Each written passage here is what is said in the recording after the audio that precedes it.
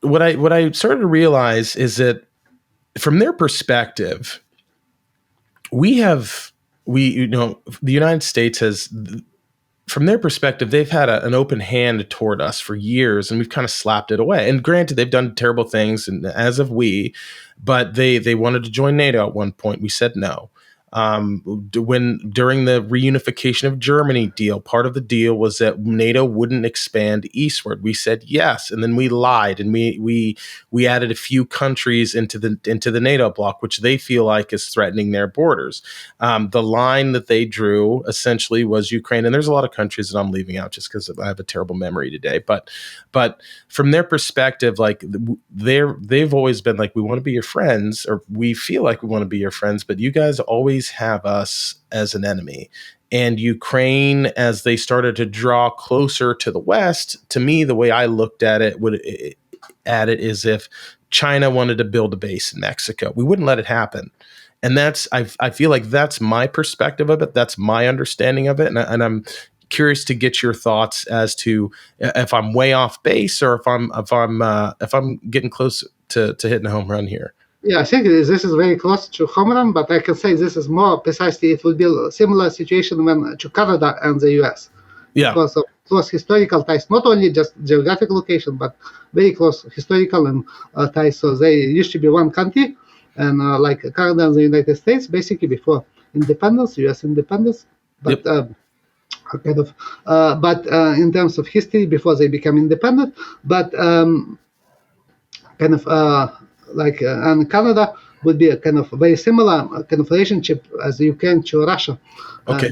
So as Canada to the United States, and I mentioned this also in my interviews, and this is also important because I research, another area of my research is United States and Canada, comparing US and Canada.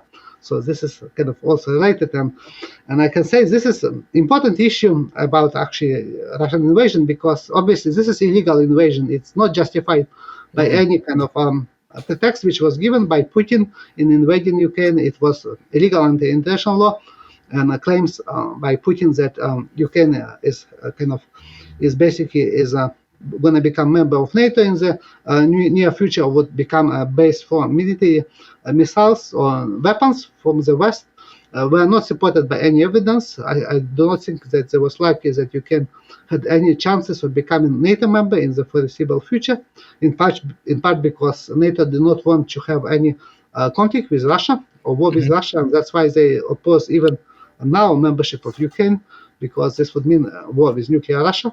And also there were no Nazis in the Ukrainian government, so claimed by Putin that this is denazification is also kind of based on misrepresentation, and his claim that there is a genocide of Russians or ethnic Russian speakers or ethnic Russians or Russian speakers in Ukraine, in Donbass, also is not supported by evidence. And this is, I wrote about this in my studies and I talked about this publicly. So there was no such justification for Russian invasion. But this does not mean that Russia did not regard Ukraine as a kind of as possibly a military threat and political threat to Russia, as similarly what happened kind of with Caribbean missile crisis when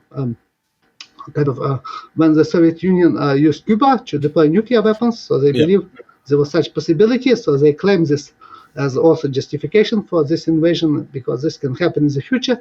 So they believe this might happen, and also they say that this is Ukraine basically was used as a tool against Russia, and now when the United States basically uses Ukraine and other Western countries use Ukraine as to wage a proxy war with Russia. So this is actually Russian government says basically this is what they wanted. They were concerned about, because this is like testimony that their claims that the West is only interested in using Ukraine as a tool against Russia is now kind of backed by a policy of the US, by giving weapons, basically by using Ukraine to fight Russia without actually deploying US military or NATO military forces in Ukraine, but giving weapons and giving like intelligence and other support, money basically for the government and so on. So that's why I think kind of pretext for invasion was illegal, and invasion was illegal, but this does not mean that there was no way to avoid this. It was possible to avoid this war between Russia and Ukraine, and I mentioned specifically in my interviews and in my publications before this war was launched by Russia, I said that there was such possibility, for instance, by Ukraine becoming neutral country. So there was no possibility of NATO membership of Ukraine, even so such membership was mentioned as a possibility by NATO in 2008.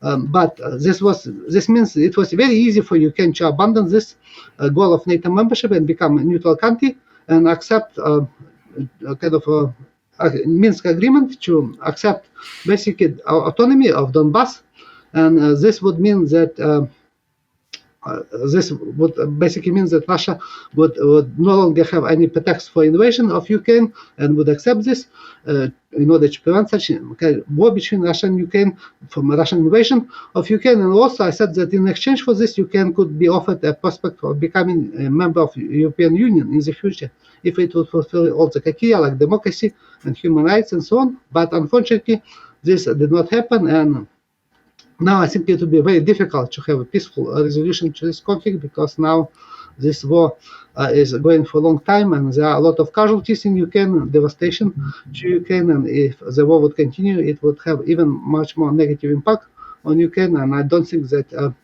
a peaceful resolution is now very likely unless there would be any significant change in the military outcome of this war. We're getting to a point where too much blood is being shed, but I do want to push back on something. You did mention that there was no evidence for like a genocide towards Russian speakers in, I believe, the Donbass region, correct? Yes. But I am curious because it's my understanding that there were laws passed to kind of get rid of the Russian language, right? Which could be a bit of an aggressor. Language is very, very important. Your home country of Canada, they have laws in Quebec that it's illegal, I believe, to not teach French. So that's a very, very important language. Is very, very important. The second thing I want to know is there any credence to the Russian claims that Ukraine was shelling Donbass? Because there was, I believe, a separatist movement, and then also it's like a 3-part question. How deep is this separatist movement in those regions, Donbass and Luhansk? Is it as widespread as the Russian propaganda machine wants to make it, or is it as faint as the West? It's probably somewhere in the middle, but I'm kind of curious. So just kind of to reiterate it, was Donbass shelled by the Ukrainian government? Were there laws passed against Russian language speakers, and how deep is this so-called separatist movement, or is there one? Yes, I researched all these issues, and I can say that there was shelling of Donbass by the Ukrainian forces since 2014, when the civil war started. And this war was started not accidentally, it started in Donbass, because I published my book about regional conflicts and divisions in Ukraine in 2006, before this conflict started, in which I said that there was a real possibility that Ukraine could face a breakup of a country, basically separatist division in Ukraine, in particular by looking to separatist 2 regions in Ukraine, which I identified were Crimea and Donbass. Based on my research, based on public opinion surveys, which show that there was absolute majority support for joining Russia in Crimea.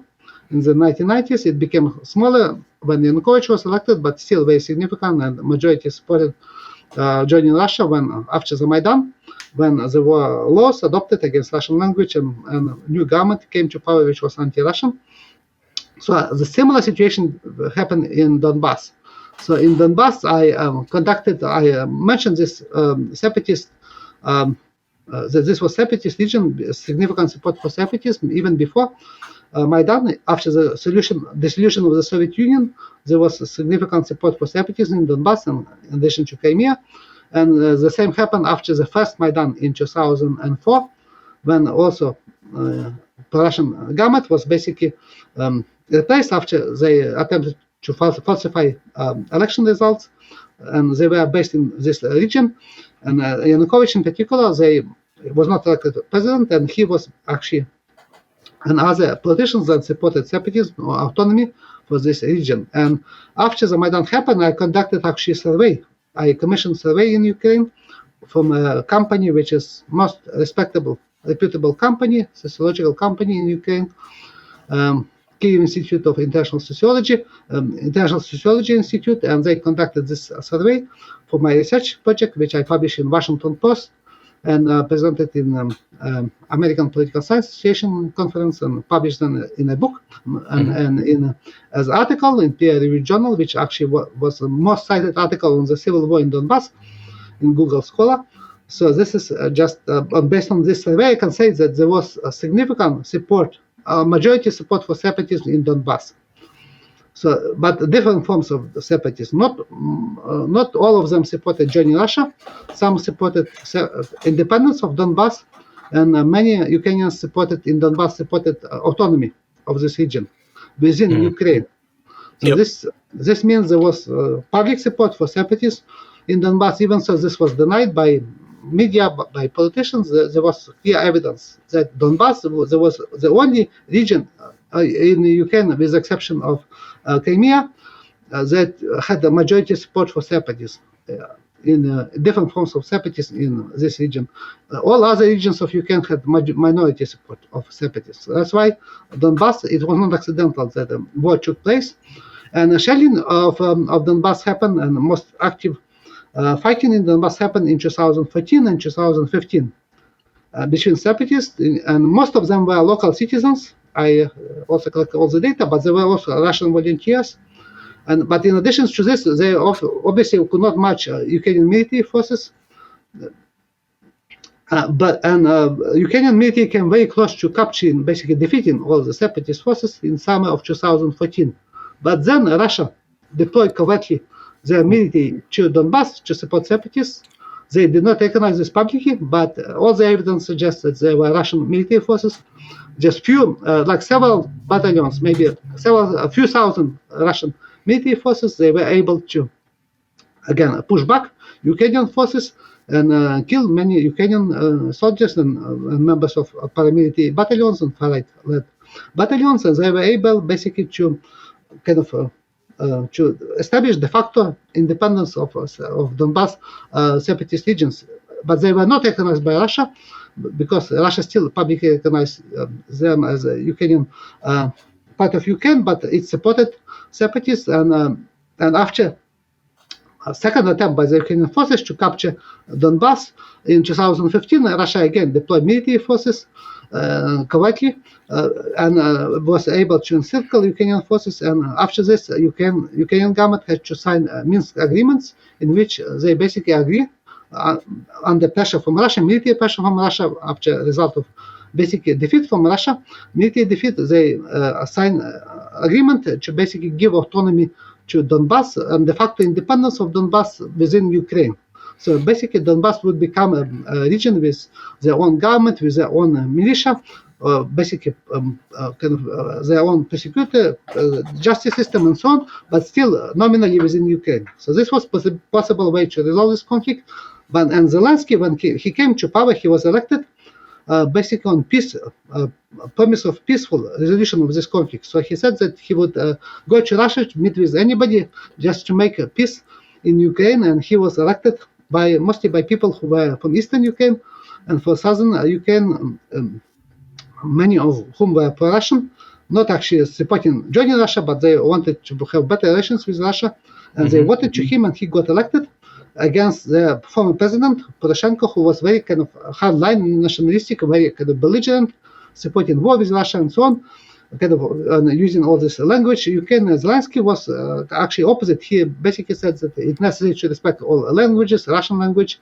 It's necessary to have peace with Russia. So this actually election was giving hope that the Ukraine might have again possible the resolution of this conflict. And afterwards, there was a meeting between Zelensky and Putin with leaders of France and Germany I think in Paris, in which there was agreement basically to try to defuse this conflict and implement the Minsk agreement, there was a dispute between how to implement this, and basically Zelensky and Putin agreed that there would be a withdrawal of military from front line in order to defuse, to avoid shelling of these forces. It was agreed that Ukrainian forces would be and separatist forces would be withdrawn from their line of basically of combat, and this led to reduction of shelling for 1 year, maybe 2 years. But then Zelensky changed his position. He became again very radical. He started to advocate for military takeover on Donbass, and this happened after he visited Donbass, and far right or neo-Nazi organization linked to Azov told him basically that they would not leave this region. They threatened him that he would be dismissed from president, or even he would be killed if there would be peace with Russia. So he had to change his policy. He became this kind of new Poroshenko, very kind of anti-Russian, and starting to support not only kind of military takeover of Donbass by force, but also military takeover of again in kind of Crimea, which was annexed by Russia. So this led to intensification of conflict between Russia and Ukraine, and Russia supported separatists, even so there were no separatist military forces in Donbass until 2022, and with the exception of these two short Russian military interventions in 2014 and 2015. And there was increased shelling shortly before the war started, but the shelling of Donbass was not comparable in any form or in scope to what happened in 2014 and 2015. So there was increase in shelling, but there was no evidence that the Ukrainian forces wanted to again capture Donbass or take it back from separatists or from supported by Russia. Even so, the Russian government claims that there was such evidence. There is no such evidence, which I examined, or reliable evidence. And shelling was significant, but it was not comparable to what was before, and no way comparable to what happened after the Russian invasion of Donbass, because now Donbass is the main area of battle between Russia and Ukraine. Yeah, that's. But I mean, just the him going down there, meeting with those people, and then trying to get it back, and then shelling. That's not the best political move, right? If you're trying to make peace, but it's I'm confused by that, right? Like why start doing that? Like does that make sense to you? Yes, because he basically Zelensky, he's I think what I call him is a weak president. He just plays very strong president because he was elected after he became very popular on Ukrainian television, after the television show in which he played a very kind of strong president, kind of, which he now became basically after kind of, or tries to present himself after the Russian invasion of Ukraine, basically supporting ordinary people, becoming very tough again, and so on. So he now this basically the same Zelensky who played such president in this fictional movie, which got him elected as president of Ukraine. But in fact, he was very weak, and even kind of as a leader, because he was elected not only by his own kind of based on his own popularity. He was promoted by oligarch, who was a very powerful oligarch who owned television channel in which this television show was shown. And Zelensky was basically backed by oligarch to presidency of Ukraine. So he was already a kind of client of this oligarch. So he was elected to basically not only again become president, but also to support economic interests of this oligarch who had the problems. And he actually recently even investigated in the United States for corruption. By he bought a lot of property from money from his bank, which he laundered from Ukraine in Cleveland and in Texas. He bought a lot of like factories, buildings, and steel mills and so on in Texas and in Cleveland, in Ohio. And now FBI investigated him, so he was in very hot water. But basically, he he supported Zelensky, and Zelensky became his president. But after election, Zelensky became actually more influenced by the United States and also by far right, so who threatened him publicly if he would make a deal with Russia. So he basically caved to such pressure, and that's why kind of he's not a very strong, because if he was a leader of Ukraine, he would just do this, even because he had popular mandate. He had 73% support of Ukrainians, but he basically was threatened, and he felt that it's more dangerous to oppose far right, who could have shot him or just tried to overthrow him. And there was a real possibility of this because they attacked his office. They put a swastika on his office just 1 year ago. And this was again kind of they threatened him publicly to hunt him in Kiev if he would make a deal with Russia. So this is done openly without any consequences. And basically, police stood by. The police stood by, and so this means few thousand people who have no power, like they are not elected, but they have power basically to overthrow Ukrainian president. And this is why this was very dangerous. And the U.S. government also did not, because U.S. government had very strong influence on Zelensky, and they could tell him basically to try to make a peace deal, but they told him opposite. And when this impeachment happened in the United States, there was a very famous case of a phone call between Donald Trump and Zelensky.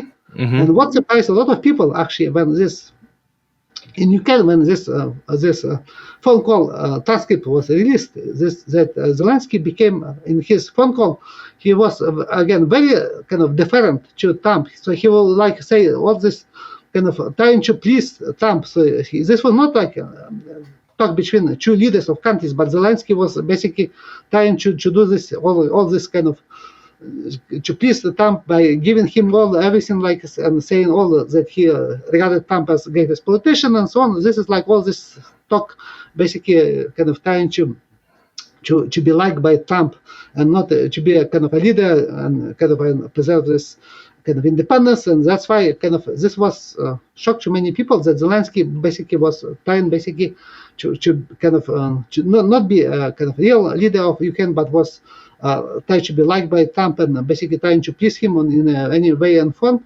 And this is happens the same with Biden. When Biden was elected, so Zelensky tried to please him, and he one way to do this, he also closed opposition television channels because they were supported by a relative Russian party, and so and Zelensky decided to please Biden by giving him present by closing opposition channels which were linked to Russian political party, which was relatively pro-Russian. They not supported Russian invasion, but they advocated closer relations with Russia and peace with Russia, which was considered then again kind of basically a treason. And now this leader of this party is arrested by Zelensky and put in prison. So that's why kind of any this is why I'm saying I was telling my students even before this war started, I was saying to my students that Ukrainian politics is more interesting than Hollywood movies. Yeah, because imagine this. This is like you watch this, and this is like the reality of this television show. It's like it's like the reality. So anytime someone has a little bit of common sense, there's like, all right, there's a way we can cut a deal to get us out of here and be free. Someone comes in and kind of fucks it up. Some there's like 17 different, you've got the far right, you got oligarchs, you've got people that are like, well, we kind of like Russia, let's keep them, let's get closer to them, and then also appease the West. You have a president that's weak, that's trying to please everybody, but he's kind of corrupted as well. So you just this is it's almost like the perfect storm of FUBAR, right? It's just it's not good. How